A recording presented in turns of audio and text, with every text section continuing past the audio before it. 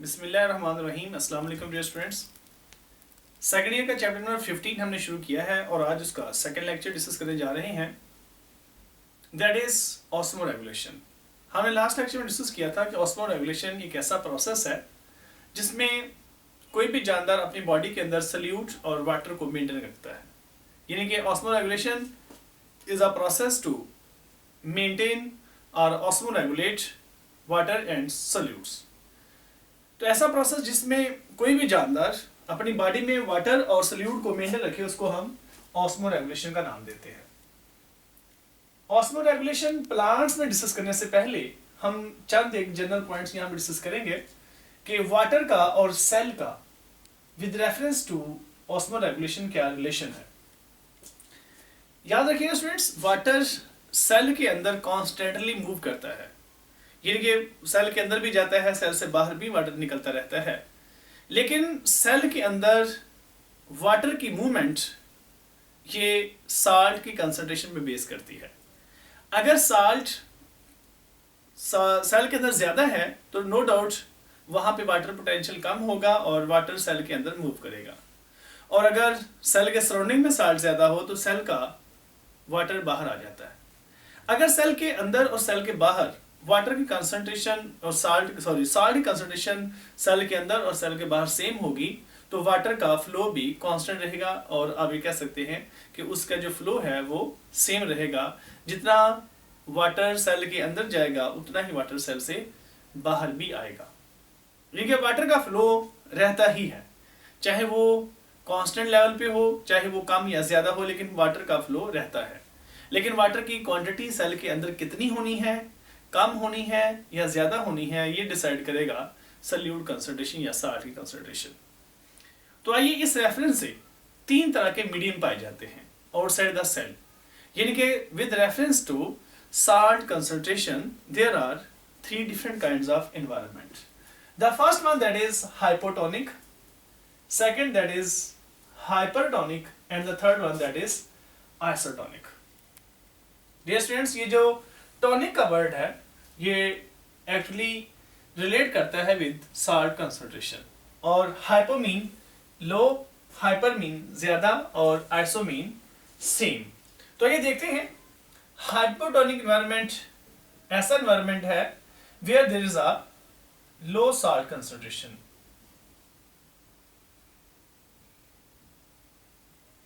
Low salt concentration outside the cell, whereas the hypertonic environment is an environment where there is a high salt concentration.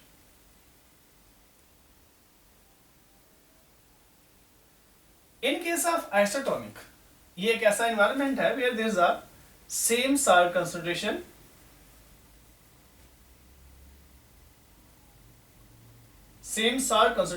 as it is present in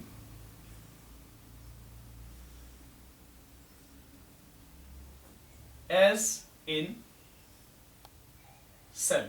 यानी कि आप ये कह सकते हैं कि isotonic एक ऐसा मीडियम है जहां पे सेल के अंदर और सेल के बाहर साल्ट कंसंट्रेशन सेम है। तो आइए हम सेल को इन मीडियम्स में रख के देखते हैं।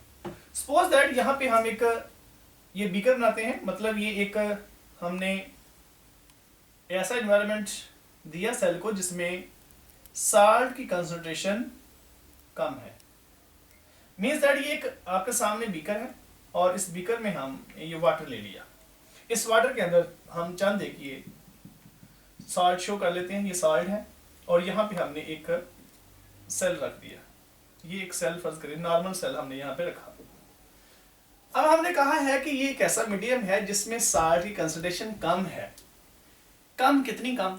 मतलब इतनी कम कि वो सेल के अंदर जो साल्ट की कंसंट्रेशन है उससे कम हो। मतलब आप ये कह सकते हैं कि सेल के अंदर inside cell there is a high salts but outside the cell there is a low salt। यहां एक बात मैं क्लियर करता चला जाऊं, जहां पे साल्ट ज्यादा होते हैं वहां वाटर पोटेंशियल कम होता है। उस मीडियम में जहां पे साल्ट ज्यादा होंगे वहां वाटर पोटेंशियल कम होगा, यानी कि आप ये कह सकते हैं कि उधर से वाटर का फ्लो कम होगा। जहां पे साल्ट लो होंगे वहां पे वाटर पोटेंशियल ज्यादा होगा, high water potential. Water potential को साई डब्ल्यू से जार करते हैं, ये साई सिंबल है।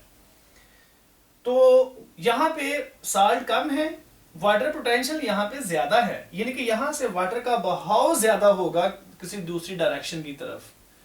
तो सेल के अंदर जरा देखें, साल्ट ज्यादा है, लिहाजा यहां पे वाटर पोटेंशियल लो होगा, लो वाटर पोटेंशियल। ठीक हो गया।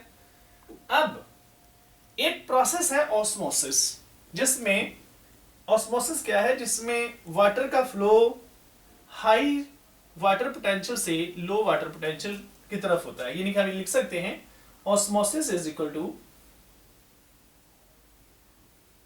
Osmosis is the flow of water flow from high water potential to low water potential through selectively permeable membrane, यानी कि पार्शियल परमेबल मेम्ब्रेन या प्लाज्मा मेम्ब्रेन। अब यहां पे गौर करें, अगर अंदर साल्ट कम है, सॉरी अंदर अगर साल्ट ज्यादा है, वाटर पोटेंशियल अंदर अगर कम है, बाहर वाटर पोटेंशियल ज्यादा है, तो वाटर के फ्लो की डायरेक्शन बाहर से अंदर की तरफ होगी। क्योंकि बाहर साल्ट कम है, वाटर पोटेंशियल ज्यादा है, अंदर साल्ट ज्यादा है, वाटर पोटेंशियल कम है, तो बाहर से साल्ट सेल के अंदर जाएंगे, जिसकी वजह से सेल यहां पे टर्जिड कर जाता है, इट स्वेल्स अप, ऐसे।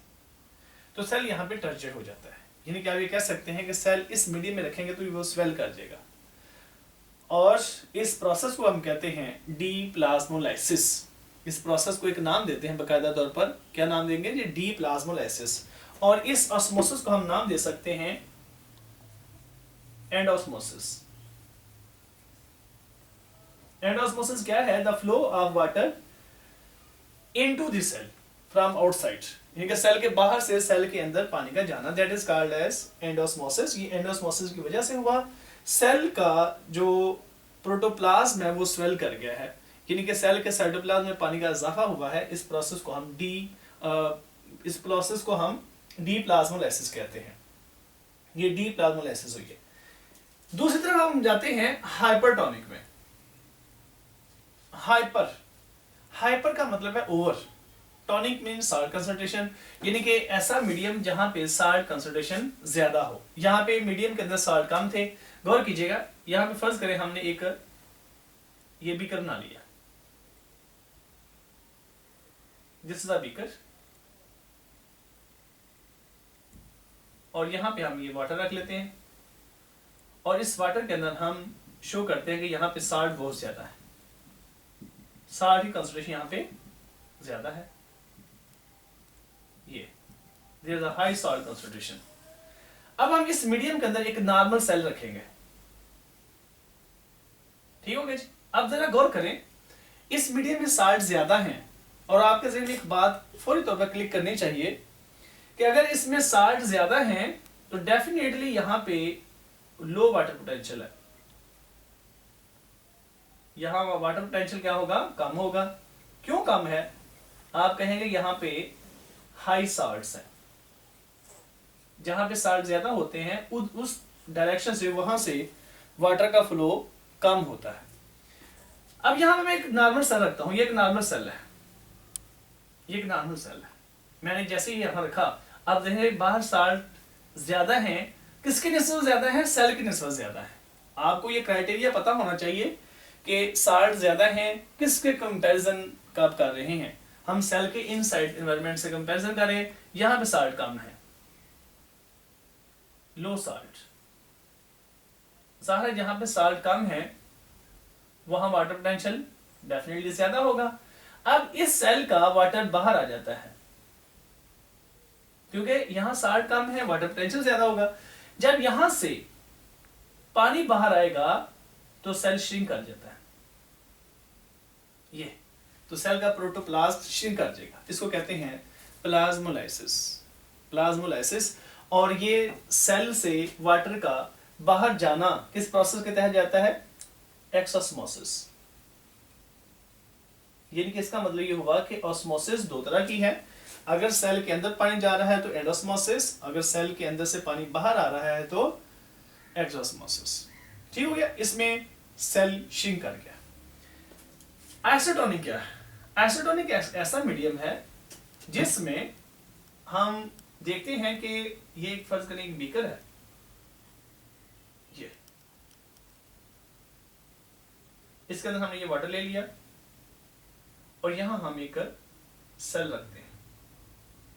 अब जहां पे साल्ट की कंसंट्रेशन सेल के अंदर और सेल्स के बाहर सेम है, जितने साल्ट सेल के अंदर है उतने ही साल्ट सेल के बाहर है, तो क्या यहाँ पे वाटर का फ्लो नहीं होगा? बिल्कुल होगा, लेकिन कांस्टेंट रेट पे।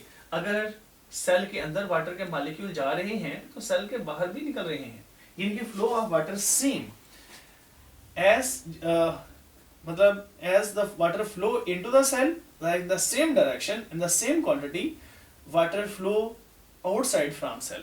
यानी दोनों की तरफ पानी का जो फ्लो है वो सेम है। यहाँ पे वाटर का इसका मतलब हरगिज ये नहीं है कि पानी फ्लो करना बंद कर देगा, नहीं, वाटर फ्लो करेगा, कॉन्स्टेंटली वाटर फ्लो कर रहा होता है, लेकिन उसकी जो डायरेक्शन है, जो उसका फ्लो है, जो उसकी क्वांटिटी है वो सेम होगी into and out of the cell. तो ये था स्टूडेंट्स सेल और वाटर का आपस में रिलेशनशिप। और मैंने जैसे स्टार्ट में बताया था कि हमारे बॉडी के अंदर भी ऐसा ही होता है कि हमारे बॉडी में भी जो वाटर की क्वांटिटी है, वाटर की जो रिक्वायरमेंट है वो सल्यूट बेस्ड ही होती है। अगर हमारी बॉडी के अंदर हम अगर साल्ट ज़्यादा ले लेते हैं बॉडी में, हम कोई मीठी चीज़ ले लेते हैं, जैसे हम मीठी चीज़ खाते हैं तो हमारी बॉडी के अंदर एक्चुअली क्या होता है, सल्यूट की कंसंट्रेशन बढ़ रही होती है। तो वो सल्यूट की कंसंट्रेशन सेल में ज़्यादा बढ़ रही है, हमारे सेल में जाती है, ब्लड में जाती है, ब्लड के अंदर सल्यूट की कंसंट्रेशन बढ़ती है, सेल के अंदर बढ़ती है, जिसकी वजह से हमारा हाइपोथैलेमस हमें ये बता रहा होता है कि वाटर की ज़रूरत है। सेल के ब्लड से पानी टिश्यू में जज़ब हो रहा है, पानी की कमी हो रही है, जिसकी वजह से हमें जो प्यास है वो महसूस होती है। तो ये था स्टूडेंट्स ओवरऑल आज का topic, cell and its relation with water. तो नेक्स्ट टॉपिक में इंशाल्लाह पढ़ेंगे हम ऑस्मो रेगुलेशन इन प्लांट्स। अपना बहुत ख्याल रखिएगा। अल्लाह हाफिज़।